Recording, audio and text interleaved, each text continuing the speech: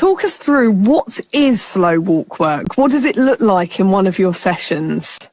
Okay, so I always begin with just simply walking beside the horse. So you can start off, if you want, the first few sessions, you can just start off in a head collar and lead rope, just walking with your horse.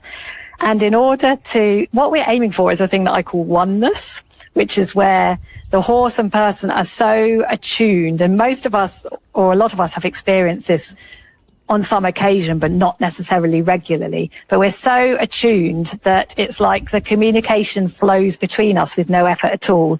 So it almost feels like you can't actually quite tell that you asked the horse to do something. You just thought it and the horse did it. So we're aiming for that oneness from very early on as a basis. And in order to get that, first of all, we have to meet the horse where they are at without trying to change them. So when you watch horses playing together in a field, you'll often notice they'll mirror each other. So it's actually fascinating to watch them when my horses like to play in the rain, and they'll dance and they'll go kind of out in a symmetrical circle, mirror image, all sorts of really cool patterns. So they love to move together. And if you move with them, they start to notice, and that's the first step.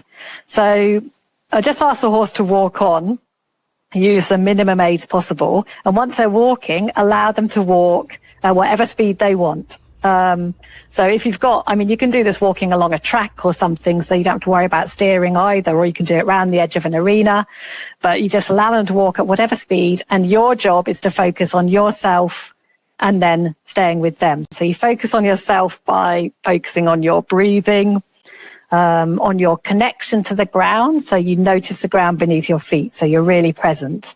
And you think about your posture. You think about how the horse how you like the horse to move, because they will mirror your posture.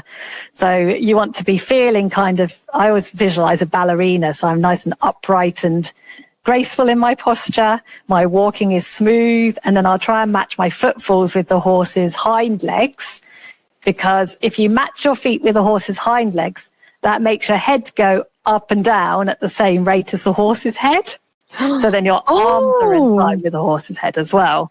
So then you get that it almost feels like you're literally moving with the horse. So just by walking around with the horse, moving in sync with your legs in time, going up and down with the horse and breathing. And then you can take it a step further. So with your breathing, notice how many steps of the horse go with a breath in and a breath out, and then keep that rhythm.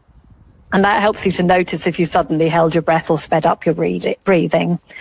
And then stopping and starting with the horse, which is surprisingly difficult, because usually, especially with walking on, we'll usually want to, if we're walking beside the horse, we'll usually want to walk a fraction before them. And what that tends to do is you start to walk, and then if the horse doesn't come with you, you kind of tip forwards a little bit. So it'll be like the horse falling on the forehand, and you have a little interruption in your gait. So if you can, before you start to walk, if you can communicate with the horse, and sometimes I'll use the whip just in a visual aid, or for a lot of horses, a voice aid is enough. But I'll often say to my horses, "Are you ready?" And then I check and they look ready, and then we go together at the exact same time. And the same with stopping. We're stopping exactly the same time in balance. So it's just really very, very simple, just walk to halt transitions, but done very, very well. So that's how I begin it. And with the riding, it's a similar thing. Allow the horse to walk on a long rein at their own speed. Do a body scan. So check that your toes are spread and relaxed. Check that the contact of your legs is just soft and passive all the way up from your calves to your thighs. Notice how the horse's belly swings from left to the right, and allow your legs to move with that. Notice how the horse's back moves, so the left half and then the right half, and you let your seat bones move with that. You lift and poise your chest, your shoulders are soft, your jaw needs to be relaxed, the same as for the horse, your elbows, your wrists, your fingers, all of that, and your breathing. And I also like to focus on my heart and imagine a connection, a physical connection between my heart and the horse's heart. And then you're moving together, and that's your starting point. And that really feels like the basics and the foundation of what our true partnership should be. And yet how often do we all get into the saddle, whatever stage we are, and race off into whatever activity we might be doing and focusing on what we might be achieving with our horse, whatever state of mind our horse might be in, whatever stage we might be in terms of ability. But actually, how wonderful if this was our first introduction to horses, whether we're children, teenagers or adults. And actually, this is what you would do on a first riding lesson, because should it not be about that oneness and that connection? And you mentioned sort of scanning the body and improving posture along the way. Yeah. And I think the problem is, it tends to be in our culture that in riding lessons, and certainly for me through my instructor training, you would have got told off if you just sat on the horse and appeared to do nothing. So like, come on, ride forward, move forward, go, go, go from the start. And children are taught, let the horse know who's boss. So right from the start, we're bossing the horse around. And this is another reason why the horses love the slow walk work, because it's quite novel for them to actually be given space, and that their first reaction is often, what? No pressure? What? And then they sort of soften into oh, this is different. And immediately they're more aware and less defensive.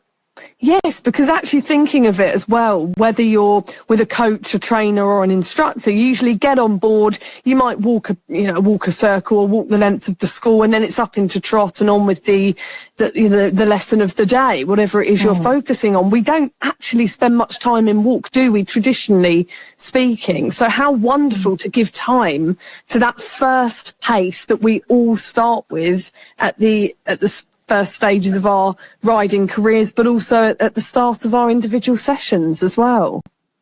Yeah, and the amazing thing about it is that often what people find is that suddenly all the things that they needed to work on, they don't need to work on anymore. So they had been wanting to work on, let's go back to our other example of my horse always falls in. By the time we get to trot, there's no problem. The horse isn't falling in anymore. There's nothing to fix, because we fixed it all far back before at the stage that it began. And that can often be happening at the level of the rider body scan, because there's a little asymmetry in the rider. So it could be something as simple as that. Wow. So what is it about that walk work, and what do you do within the walk work that can fix these ailments, these bad habits and these mistakes that we're making, both us and the horse? So once we've really worked on that synchronization and that oneness, we start to add elements to it. So I always begin with in-hand work and then do the same thing ridden. But the first thing that I will do is to begin to ask the horse to slow down a little bit. And that has to be done in a way that the horse feels safe. So it's not about restricting or holding the horse back. It's when the horse starts to take a breath, they will, if they had been kind of charging along, they will start to naturally slow down a little bit. And when they do that, I'll start to work on picking up the contact and letting it out again. So most horses, when they're first trained, aren't actually taught to accept the contact. You just pick up the reins and go, and you might sort of teach them how to stop and start, but they're not taught what to actually do with the contact. And whether that's with a bit or a bitless, there's a certain way that they need to be when you pick up the reins. And so what a lot of horses will do is they will brace the jaw and they'll brace the muscles of the underneck when you pick up the contact. So I take it right back to basics, and a lot of horses will begin with a lot of tension in their necks, and I'll work with that in the halt. So I'll feel by touch, you can feel the hard parts of the neck that feel physically hard to touch. I'll rest my hands on, I'll ask for just the tiniest bit of movement to bring their awareness to it, and then I'll release. And often you'll begin with, you'll get a big stretch down just in halt, and sometimes they'll turn to one side or the other, and sometimes they'll come up and they might do a big yawn. And I'll begin with, sometimes I'll do a whole session of that, or even a few sessions of that. And what you'll find is that the muscles beneath your hands start to soften. You can feel them physically softening. And when the muscles are soft, the horse is ready to be asked to pick up a little bit. So when they pick up, they need to stay soft. So you pick up just a little bit and then you let out again so that they know that they can stretch. If when you let out, if they don't reach forward, but instead they drop their head and tuck in, then they've braced again in their neck. So then I'll either ask them to lift a little bit more to see if that unhooks it, or if it doesn't work, I'll come back to halt or walk and do some of the touching halt and walk to release those muscles again. So I won't ask for anything else until the horse is able to pick up in softness and lightness when I ask them to without becoming heavy, and when I release the reins to draw the nose forward and open the angle underneath the gullet. And once you've got that full mobility of the neck and the pole, then you've already start to have the beginnings of collection. And throughout all of my work, I incorporate stretch. So stretch for me is not just a release or a reward. It's a part of keeping that mobility and softness in the collection as well. So that is kind of throughout all of the work. And once the horse can do that, I then start to work on the straightness.